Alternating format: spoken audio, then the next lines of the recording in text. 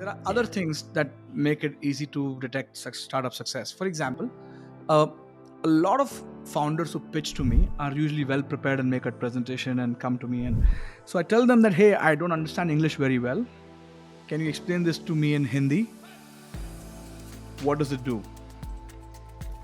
Founders who really get what they're doing can switch language without a problem because they really get it. And language doesn't change anything for them. Many people who have just prepared their presentation and not really understand this very clearly, they struggle with the language change and their pitch goes for a toss.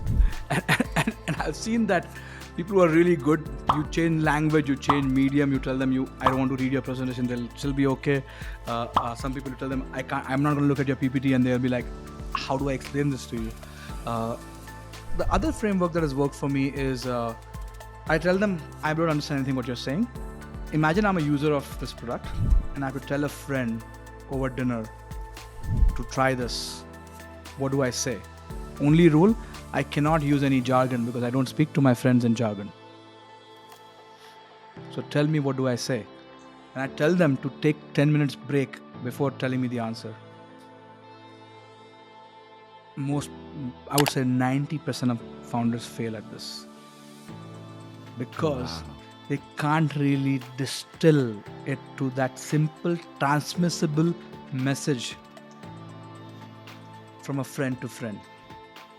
If you cannot distill your idea to a transmissible conversation at dinner, it's not going to spread.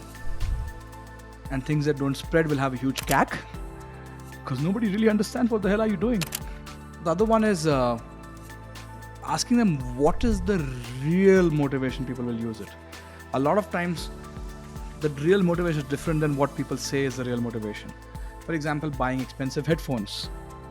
They are not really to make you hear better.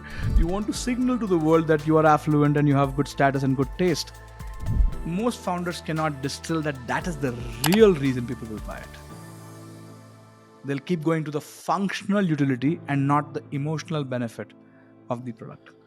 And that's another framework I've seen, that good founders always know functional and the emotional benefit of their product or service.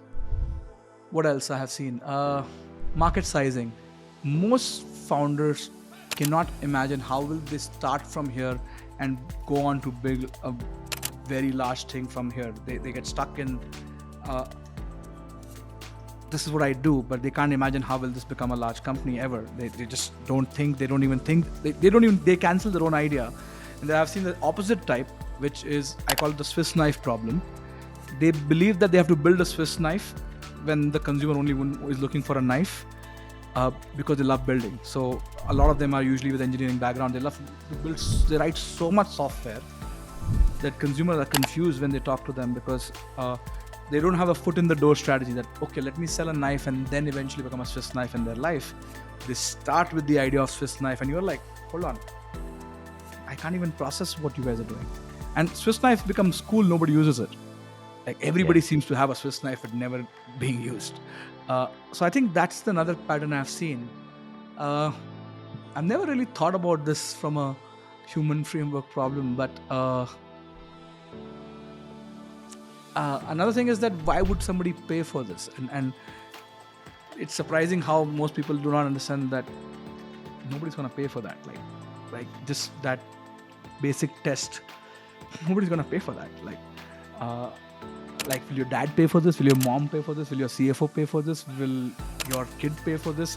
Like, they are just off on that. The last one is insights. Do they have an insight that is not obvious, but when you see them talk about it, you're like, that makes sense.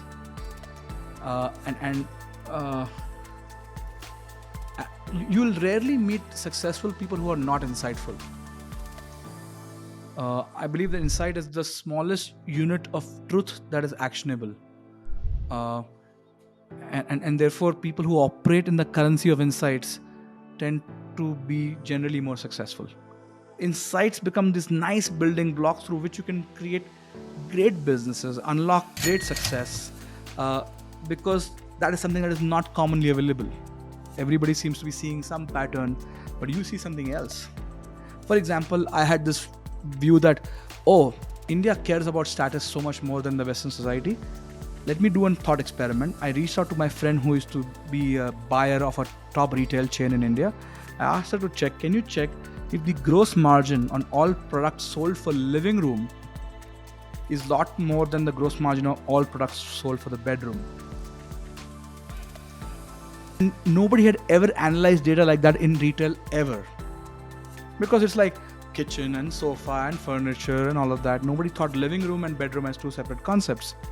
But I said, can you please make somebody crunch it? And turns out the gross margin was 3x more. The reason is, in a society, we care more about showing to others. So all the products which are showing, demonstrating status were put in the living room. Our bedrooms are terrible in India because nobody comes to them. And therefore, it was not surprising that bed sheets were not bought expensive in India, and bathroom products do not sell a lot. We don't have a lot of bathtubs in India because it's not about me. It's about showing social status to others who come to my living room. And therefore, you apply that insight now. And I told this insight to a home renovation company. I told them, don't keep saying home renovation, launch a product line which is living room renovation. And today, 70-80% of that revenue for them is living room renovation. Because that's the insight, and that's the motivation button that you can press in people.